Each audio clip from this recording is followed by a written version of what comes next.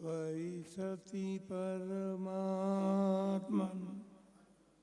मादशान्मो मुग्धान् कथम तनुवशत्वान् बुद्ध के शान्यजेयम् सुगतमगधरं वागधीशं शिवं चितभवमभिवन्दे भासुरं श्रीजनं वा।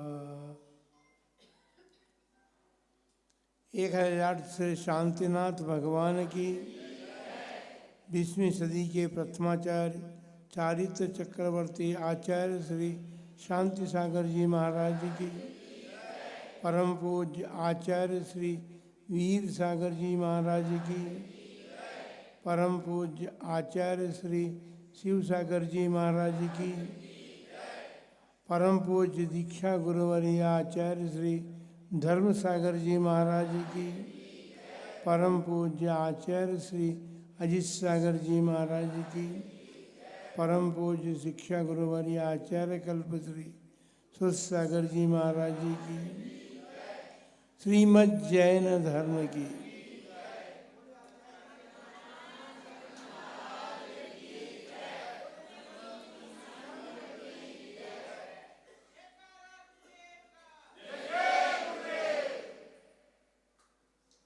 धर्मादगी महानुभावों, आप जिस महोत्सव के लिए आनंदित हैं, आपके मन में भावना जागृत हुई। शांतिनाथ भगवान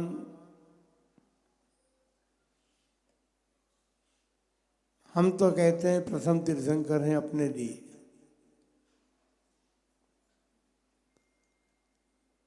क्योंकि भगवान ऋषभदेव प्रथम तीर्थंकर के रूप में धर्म प्रवर्तित करके चले गए। चंद्रप्रभ भगवान तक निरंतर धर्म प्रवाहित होता रहा।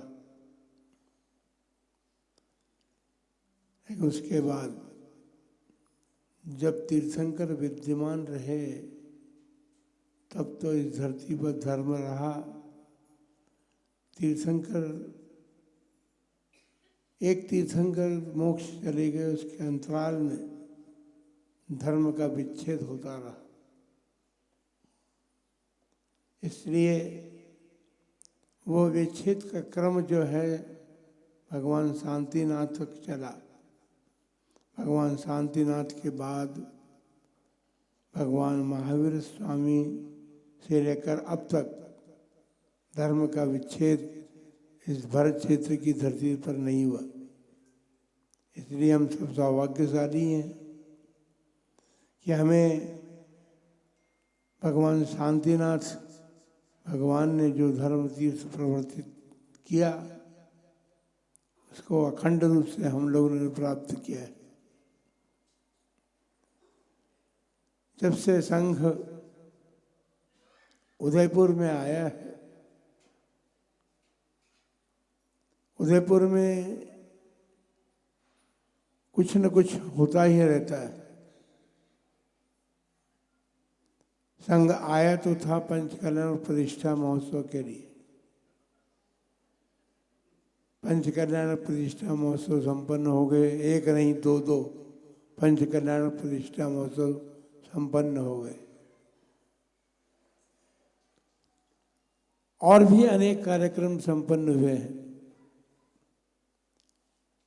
आप और हम सब आज प्रथमाचार्य चारित्रवर्ती शांति सागर जी महाराज के इस भवन में विद्यमान है। एक सुखद संयोग है। भगवान शांतिनाथ का जिनाल और भगवान कुंथुनाथ अरहनाथ भगवान की विधि प्रतिष्ठा आप सब शांति सागर प्रवचन हॉल में या प्रवचन मंडप में बैठे हैं, जिन्होंने 20वीं शताब्दी में सर्वप्रथम आचार्य पद प्राप्त करके धर्म को सुरक्षित किया। यदि वे धर्म को सुरक्षित नहीं करते तो धर्म के स्थान जो हमारे जिनालय हैं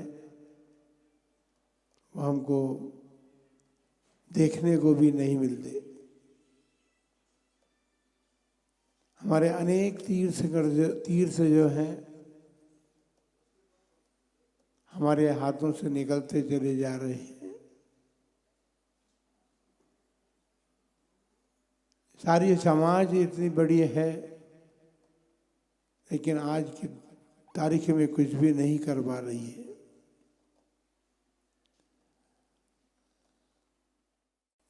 जिस समय चारित्र चक्रवर्ती आचार्य श्री शांति सागर जी महाराज थे, उस समय हमारे धर्म तीर्थ रूप जिनालय में अनपेक्षित लोगों को प्रवेश कराया गया। सरकार के आदमियों ने मंदिर के ताले तोड़ करके प्रवेश कराया। आचार्य महाराज की आत्मा कांप उठी और उन्होंने अन्न त्याग का आंदोलन शुरू कर दिया। अन्न त्याग करके फिर भी समाज जागृत नहीं थी। समाज आचार्य महाराज को समझाने के लिए गई। महाराज, ये तो सरकार का मामला है, सरकार से कोई हम जीत भी सकते हैं क्या? किंतु आचार्य महाराज ने उस समझाइश को अपने मन में नहीं उतारा। अपने संकल्प पर दृढ़ रहे। एक बार तो ऐसा भी अवसर आया, बम्बई हाई कोर्ट में जो मुकदमा चल रहा था, प्रातःकाल की स्थिति तो कुछ ऐसी बनी कि अब मुकदमा समाज हार जाएगी। आचार्य महाराज दूरदृष्टा थे, उनको भी इस बात की चिंता अवश्य थी। उन्होंने अन्न त्याग तो कर ही रखा था। अब आप सोचिए कि अन्न त्याग करने के बाद आचार्य महाराज के लिए आहार के लिए क्या वस्तु बची थी? प्राय करके वे हरी वस्तुओं का सेवन नहीं करते थे, तो फल सब्जी समाप्त तो हो गई। अन्न खाने के लिए कुछ त्याग में कुछ बचा नहीं उनके लिए। दूध और पानी पर उन्होंने इतना लंबा समय, कितना 3 वर्ष का 1105 दिन अन्न त्याग रख करके उन्होंने इतना बड़ा त्याग उनका देखिए कि आज उन महापुरुष के इतने बड़े त्याग के बल पर हम आज अपने सिर को ऊंचा करके और अपने जिनालयों में भगवान प्रभु की प्रार्थना, अर्चना, पूजा, आराधना सभी कर रहे हैं। इसलिए आप सौभाग्यशाली हैं। मंदिर में दर्शन करने के लिए हम आए, पहले भी आए थे, लेकिन कुंथनाथ अरहनाथ भगवान जहाँ विराजमान थे, ऐसा लगा कि इनको तो बाहर निकालना चाहिए। सामने खुले स्थान पर रहें। समिति के सामने प्रस्ताव रखा गया, कमेटी ने उसको स्वीकार किया और आज भाग्य सबका यह हुआ है कि वे कुंथुनाथ अरनाथ भगवान और उसके पीछे जो वेदियों में भगवान विराजमान थे वे सब के सब भगवान अब हम नूतन वेदियों में विराजमान करेंगे। नूतन वेदियां अपने स्वरूप में इतनी प्रभावशाली बनी हैं कि बीच में शांतिनाथ भगवान की वेदी है और दोनों तरफ कुंथुनाथ अरहनाथ भगवान के साथ साथ और भी अन्य तीर्थंकर वहाँ विराजमान होंगे। मंदिर वैभवशाली है और उदयपुर में 6 समाज है। 6 समाज ने मिलकर के इस जिनालय का निर्माण किया है। आज उस जिनालय का एक महामहोत्सव संपन्न होने के लिए जा रहा है। हम सब मिलकर के जिनालय की नूतन वेदियों में उन तीर्थंकर प्रभु को विराजमान करेंगे और जैसा कि पंडित जी ने बताया ये वेदी प्रतिष्ठा कही जा रही है। वेदी प्रतिष्ठा पंचकल्याण प्रतिष्ठा में भी यही तो होता है। नूतन प्रभु की प्रतिमाएं होती हैं और वेदियां भी नवीन बनी होती हैं। आपके उदयपुर में 2 पंचकल्याणक संपन्न हुए हैं। उन दोनों पंचकल्याणकों में और क्या हुआ? यही तो हुआ। नवीन वेदियां, जिनालय तो थे बने हुए लेकिन नवीन वेदियां बनाई गई थी और उन पर नूतन जिनेंद्र भगवान के बिंब विस्थापित किए गए। उसके लिए कितना बड़ा कार्य संपन्न आपने किया। तो अब आपको लग रहा होगा कि हम तो बहुत छोटे से कार्यक्रम को कर रहे हैं। भाव जगाने में भी समय लगा। अशोकनगर समाज में भावों को जगाने में टाइम लगा। कोई बात नहीं, भाव जग गए आप लोगों के और भाव जागना ही तो सब कुछ होता है।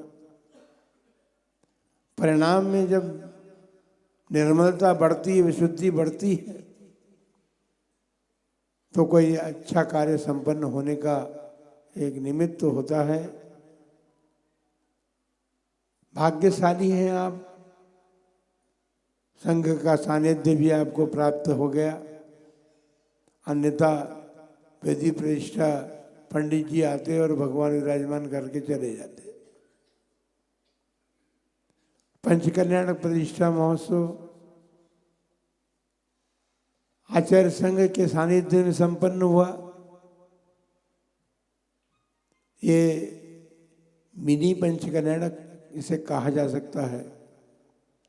वेदी प्रतिष्ठा इसका नामकरण किया गया है, लेकिन भले ही मिनी हो लेकिन पंचकल्याणक जैसा ही है। भगवान प्रतिष्ठित थे, ये बात अलग है। उन प्रतिष्ठित भगवान को नूतन वेदियों में हम विराजमान करेंगे।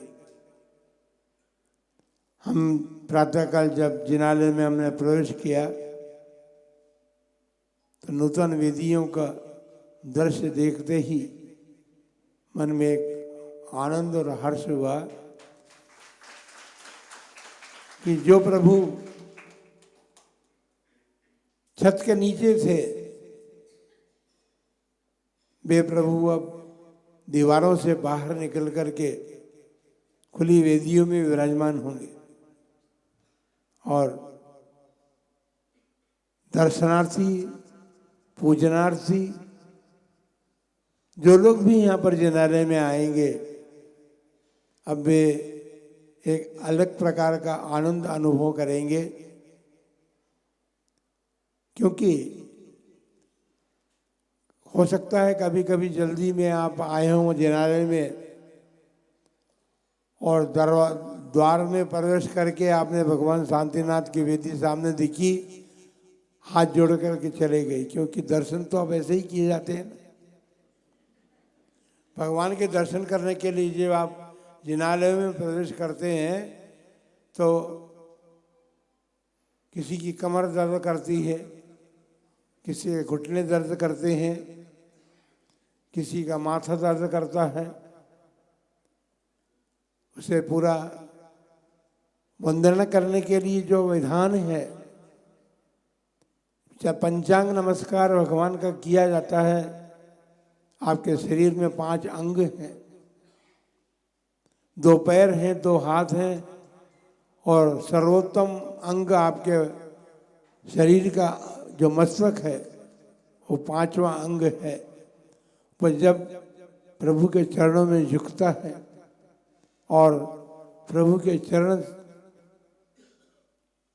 के निकट, भगवान के निकट नहीं, हम चरण के निकट कह रहे हैं, भगवान की वेदी है, उसके बाहर भी निकटता ही है भगवान की। उस वेदी के सामुख जब आप अपने 5 अंगों को झुका करके विधिपूर्वक दर्शन करते हैं, तब आपके दर्शन का पूर्ण लाभ आपको प्राप्त होता है। अभी फॉर्मेलिटी का युग है, हर कार्य में फॉर्मेलिटियाँ पूरी होने लगी हैं। भगवान जिनेंद्र के दर्शन, भगवान जिनेंद्र की पूजा अर्चना जो हमें पुण्य अर्जन कराने में कारण है, उसका विधि पूर्वक यदि हम सानंद संपन्न करते हैं तो उसका पूर्ण लाभ हमें प्राप्त होगा। ये वेदी प्रतिष्ठा महोत्सव के माध्यम से भले ही नूतन वेदी में भगवान विराजमान होंगे, लेकिन अब इस जिनालय का स्वरूप जिस रूप में हमारे सम्मुख आया है, वो एक प्रकार से आनंद और हर्ष का कारण बनता है। आप यदि बनाना चाहें तो ऐसा सोचें कि भगवान तो वही हैं, कुंथुनाथ अरहनाथ के भगवान के दर्शन तो हम पहले भी करते थे और भगवानों के भी दर्शन करते थे। शांतिनाथ भगवान के सम्मुख भगवान विराजमान करके हमने अभिषेक भी अनेक बार किया है, प्रतिदिन ही किया है। लेकिन आप अपने परिणामों में नवीनता को बसाने का प्रयत्न करें। नवीनता का युग है और जो कुछ नवीन हमें दिखाई देता है उसे हम अपनाने का प्रयत्न करते हैं और ऐसा अपनाते हैं कि हम अपने आप की सूझबूझ भूल जाते हैं। हमें ये भी पता नहीं रहता कि हम कौन हैं, क्या हैं, किस भगवान के हम आराधक हैं, इत्यादि बातों को भूल जाते हैं। तो कोई बात नहीं, यदि नवीनता के युग में आप जी रहे हैं और नवीनता के प्रति आपका इतना प्रेम है, तो मंदिर कमेटी ने जिनालय के स्वरूप में नवीनता प्रकट कर दी। हम देखेंगे हम, और हम यही बात कह रहे हैं कि आपके अंतर में वो नवीनता ऐसी उतरे कि आप प्राचीनता को भूल जाए। अब वहाँ पर वो भगवान बाहर विराजमान होंगे, लेकिन हमने सुना भी है, कमेटी ने भी विचार किया है कि उन वेदियों का क्या करेंगे जहाँ पहले भगवान विराजमान थे। बड़ा हर्ष की बात है कि हमारे तीर्थंकर भगवान ने अपनी दिव्य ध्वनि के माध्यम से जिस धर्म का प्रतिपादन किया था, गंधर्व प्रभुओं ने उसको झेला था और वाणी को झेल करके जो द्वादशांग की रचना हुई थी, उसके माध्यम से जो शास्त्र रचे गए हैं उन शास्त्रों को उनमें विराजमान किया जाएगा। ये भी एक नवीनता होगी। बंधुओं, ये नवीनता प्रतिक्षण बनती जाती है। आपका जीवन का क्रम भी नवीन नवीन होता जाता है प्रतिदिन। लेकिन इस बात को अवश्य याद रखना कि प्रतिदिन आपका जीवन बदल रहा है। परिवर्तनशील जगत है। परिवर्तन होना जो है वो सुनिश्चित बात है। लेकिन इस परिवर्तन के साथ साथ अपने जीवन में होने वाले परिवर्तन को ध्यान रखना, और ये जो अवसर मिले हैं आपको, हमने जो जन्म प्राप्त किया है मनुष्य जन्म जैसा, उस मनुष्य जन्म को प्राप्त करने के बाद इन जिनालयों में देव और शास्त्रों का अवलंबन लें। समय समय पर गुरुजन भी आते रहते हैं और इस आचार्य शांति सागर महाराज के भवन में गुरु भी साक्षात विराजमान है, और उनके जीवन में जो उन्होंने किया उनके चित्र भी यहाँ पर लगे हुए हैं। और यदि आप चाहें तो उनके जीवन को उन चित्रों के माध्यम से पढ़ सकते हैं। और कहने की बात तो मुख्य ये है कि ऐसे महामना आचार्य जिन्होंने हमको सब कुछ दिया, देव भी हमारे रक्षित हुए, शास्त्रों की सुरक्षा भी उनके माध्यम से हुई, और गुरुओं को भी उन्होंने हमारे बीच में समर्पित करने का एक बीड़ा उठाया, और हम सबको अब उनके दर्शन भी हो रहे हैं। तो ये देव शास्त्र गुरु की रक्षा जिनके माध्यम से भी है, उन आचार्य महाराज का आचार्य पद होने को 100 वर्ष होने को आ रहे हैं। 2024 में 100 वर्ष पूरे हो जाएंगे, और उसी उपलक्ष्य में सारे भारत में शताब्दी महोत्सव के स्वरूप उन महामना आचार्य देव के चरणों में अपनी विनयांजलि, उनके चरणों में अपनी भक्ति समर्पित करने का एक मंगलमय अवसर हमें प्राप्त हो रहा है। उस और भी हमें ध्यान देना है। ये जिस प्रकार से हमने जिनालय की नवीनता की है, उसी प्रकार हम भले हमारे बीच में भगवान उपस्थित नहीं है, लेकिन हमने उनके प्रतिबिंब स्थापित करके उनकी आराधना अर्चना का सौभाग्य प्राप्त किया है। उसी प्रकार परम पूज्य चारित्र चक्रवर्ती आचार्य शांति सागर जी महाराज भी साक्षात रूप में हमारे सामने विद्यमान नहीं है, लेकिन उनके द्वारा जो मार्ग प्रदर्शित किया गया वो मार्ग अभी भी हमें प्राप्त है। हम सब उन महामना आचार्य देव के चरणों में अपनी विनम्र श्रद्धांजलि समर्पित करने के लिए अपनी तत्परता करें, तैयारी रखें, और सौभाग्य है उदयपुर वासियों का कि संभव है वो महामहोत्सव उदयपुर से ही प्रारंभ होगा। इससे ज़्यादा और क्या बड़ी बात हो सकती है कि उस महामहोत्सव का शुभारंभ भी जो है वो अपन उदयपुर से ही करने की तैयारी में लगे। तो आप सब लोग उस महामहोत्सव को पूर्ण रूप से अपने तन मन और जीवन को समर्पित करके, तीसरी बात तो आप सभी जानते हैं, तन मन के साथ तो तीसरी बात लगी है, लेकिन हम बोलना नहीं चाहते उसको। तन मन के साथ जीवन भी आपका है।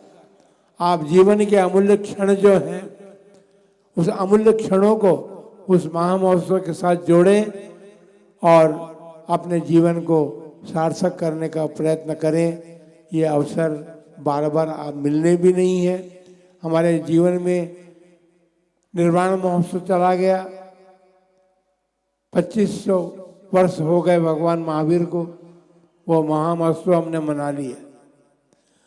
अनेक आचार्य भी हैं कुंदाचार्य का सहस्राब्दी महोत्सव मनाया अपन ने। भगवान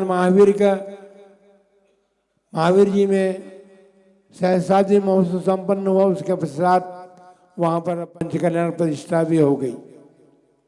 जब से हमने राजस्थान में प्रवेश किया है कर्नाटक से आकर के, तब से अनेक स्थानों पर पंचकल्याण प्रतिष्ठा संपन्न हो रहे हैं। जिस प्रकार से उदयपुर वासियों को दो पंचकल्याण प्रतिष्ठा महोत्सव देखने का एक अवसर प्राप्त हुआ, ऐसा ही अवसर किशनगढ़ वासियों को भी प्राप्त हुआ था। वहाँ पर भी दो पंचकल्याण हुए, लेकिन एक ही पांडाल में दो पंचकल्याण प्रतिष्ठाएं संपन्न हुई, बल्कि 3 मंदिरों की पंचकल्याण प्रतिष्ठा एक ही पांडाल में संपन्न हुई थी। तो आप सब उदयपुर वासी नहीं, अब तो राजस्थान वासियों को हम ये कहना चाहेंगे, क्योंकि अभी और पंचकल्याण करने हैं। सावला के बाद सलूम्बर में जाके पंचकल्याण प्रतिष्ठा होनी है। उसके बाद केसरिया जी जो तीर्थ हमारे हाथ में नहीं रहा है, वहाँ पर भी पंचकल्याण प्रतिष्ठा संपन्न होगी। पारसोरा में पंचकल्याण प्रतिष्ठा संपन्न होगी। तो ये पंचकल्याण प्रतिष्ठा महोत्सव जो है, पाषाण की प्रतिमाओं को भगवान बनाने वाला महोत्सव है, और वो महोत्सव का एक मंगलमय अवसर हमें जीवन में प्राप्त होता है। वो अवसर आप सभी का मंगलमय जीवन बनाने में सहकारी बने, और वो तभी हो सकता है जब आपका मन अपने जीवन को मंगलमय बनाने का विचार करेगा। तो वो सुनिश्चित है कि महोत्सव जो भी आएंगे या आते हैं, वो हमारे जीवन को मंगलमय बनाने वाले हैं, मंगल करने वाले हैं। आज मंगलमय प्रतिष्ठा वेदी प्रतिष्ठा महोत्सव के प्रारंभ में मंगलिक कार्य के संबंध में आपने ध्वजारोहण से उस मंगलमय कार्य को प्रारंभ किया है, और वो मंगलमय कार्य जो है आपके जीवन का मंगल करे। इन्हीं मंगलमय भावनाओं के साथ जय बोलो शांतिनाथ भगवान की।